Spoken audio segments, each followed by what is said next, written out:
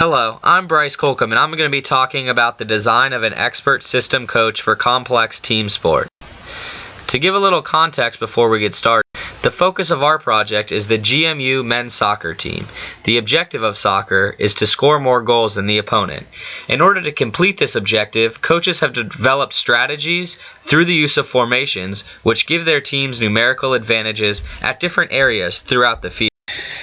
Coaches are faced with many challenges when coaching soccer. Players are autonomously distributed agents throughout the field that are constantly moving throughout the whole 90-minute game. There's no real instruction or stoppage times until halftime when coaches are able to speak with their players. This is different from sports such as baseball, where play is stopped and players can reset after every play. Because of this, players are always having to adapt to the situations which are around them. Coaches traditionally have relied on their own expertise to see patterns in which they need to change their strategies. However, the use of data analytics and this new generation of coaching has allowed coaches to see the full complexity of the game. This is very important because coaches are put under lots of pressure to succeed. Here's the current coaching process of both the traditional as well as new generation coaching. Coaches are assessed on their performance in both conference tournaments, in GMU's case, the Atlantic 10, as well as the NCAA tournament. Tournaments are decided on teams' RPI scores, which consists of three parts: team's winning percentage, opponent's winning percentage, and opponent's winning percentage. So when coaches have a strong strength of schedule, their RPI can greatly improve. Looking at some top programs in the NCAA, their coaches receive on average about $67,500 more per year than an Atlantic 10 coach. St. Louis is historically the most successful Atlantic 10 team. So in order to replicate St. Louis's success, George Mason must win Atlantic 10 Conference Championship 3 times every 5 years, receive an NCAA bid 6 times every 10 years, receive an average RPI score of .56. This will result in helping to close the salary gap of the head coach of $67,000.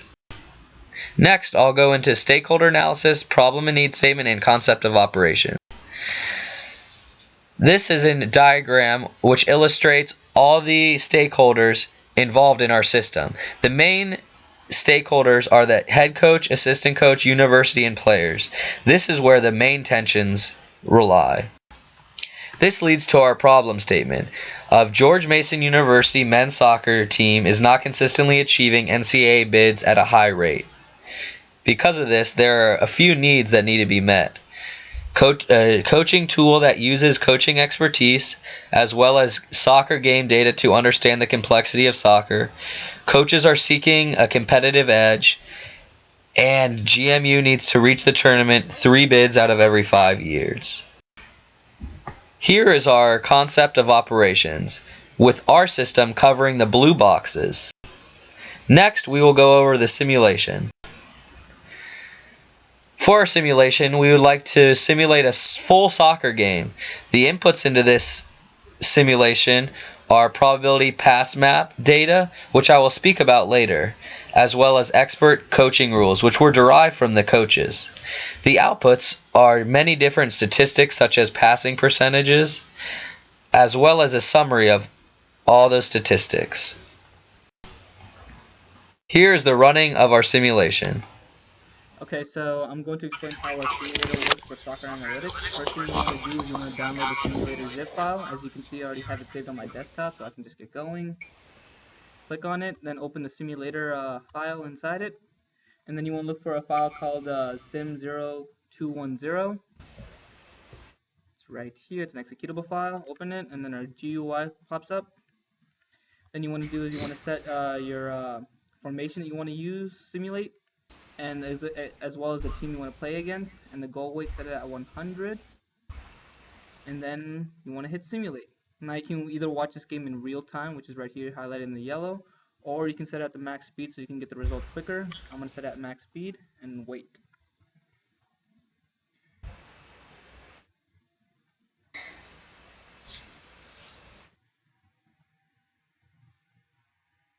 Okay, so now once the full 90-minute game has been played, you want to hit the exit button located in the top left-hand corner as opposed to the X button.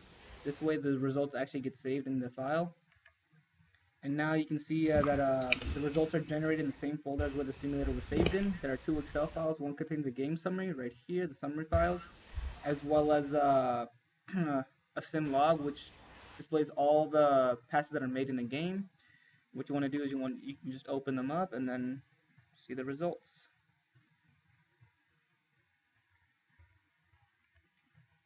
And this displays all the passes that have occurred in different parts of the field, passes home, midfield, passes home offense, and all that good stuff.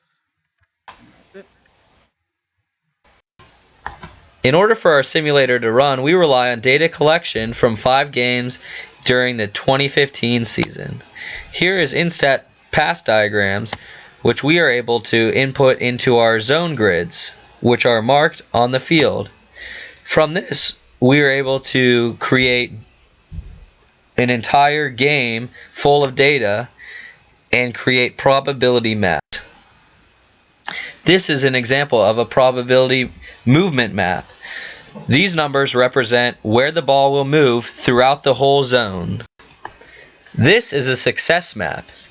This map shows the percentages that a pass will be complete when moved from one zone to another.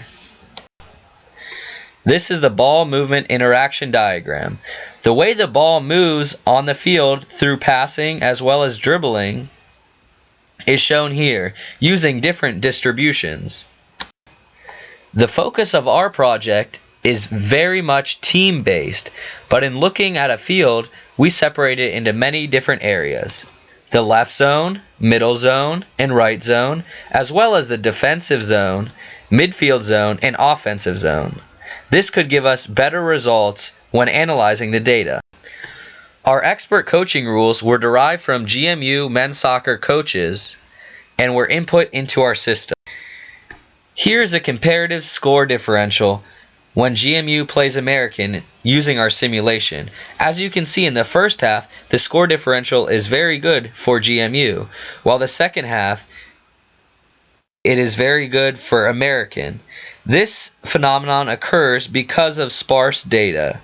The data needs to be supplemented by having a base of 10 games of collected data. The problem is the ball moves and is trapped in certain areas of the field throughout the game, which leads to this result. Next, I will talk about results and conclusions.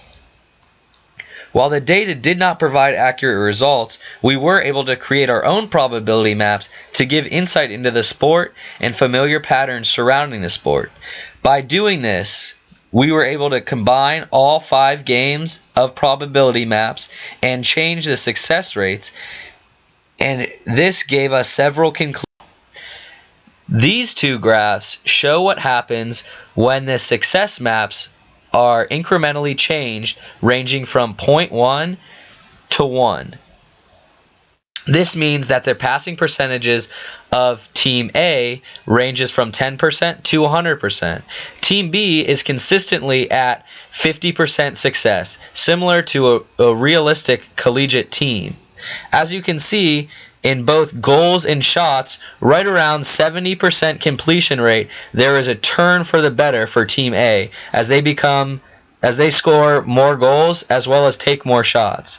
Because of this, Team B gets less shots and less goals because they don't have the ball as much. In another simulation, we created 2 equal teams which had equal probability maps as well as equal success maps, Team C and Team D. After playing them against each other, you would think that the average goal difference would be 0. However, Team C won 40% of the time, Team D won 40% of the time, and there was a tie only 20% of the time.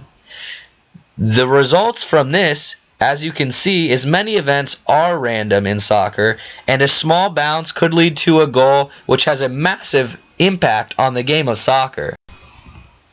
So simulating these two teams provided necessary results that many events are random.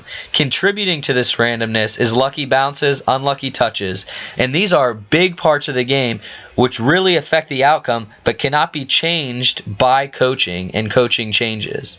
When two teams play each other that are very evenly matched, some of these intangibles which cannot be quantified or coached are often what determine the winner and loser.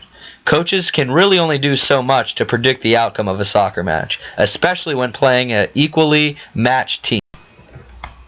Some implications for the stakeholders is that coaches can only control so much of the game. Athletic directors as well as the university should not put as much pressure on coaches because of these findings, as well as players are not always at fault for these unfavorable results due to bad touches or bounces. As a last thought, only those who can see the invisible can do the impossible. Thank you.